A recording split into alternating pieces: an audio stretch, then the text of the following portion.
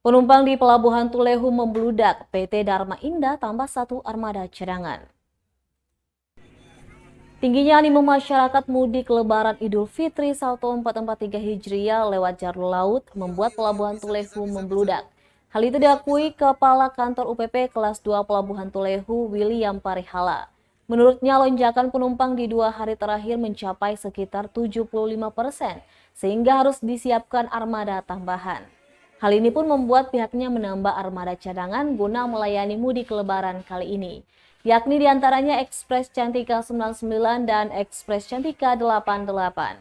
Dua armada ini lepas jangkar dari Pelabuhan Tulehu Sabtu 30 April 2022 pagi tadi.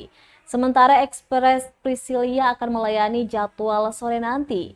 Diketahui jadwal keberangkatan dari dan kedua pelabuhan tersebut juga berubah, di mana tadinya kapal pagi berangkat pukul 9 dari Tulehu ke Amahai, kini dimajukan menjadi pukul 8 pagi. Sedangkan berangkat sore biasanya pukul 4 sore dimajukan menjadi pukul 3 sore hari, kapal sudah bertolak dari Pelabuhan Tulehu menuju Amahai.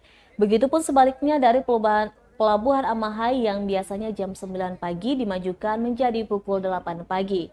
Sementara kapal siang berangkat tetap pukul 2 siang hari.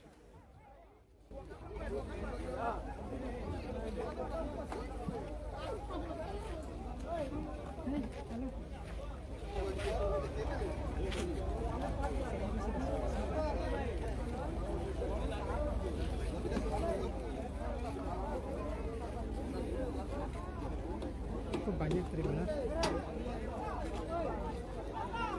Terima kasih sudah nonton. Jangan lupa like, subscribe, dan share ya.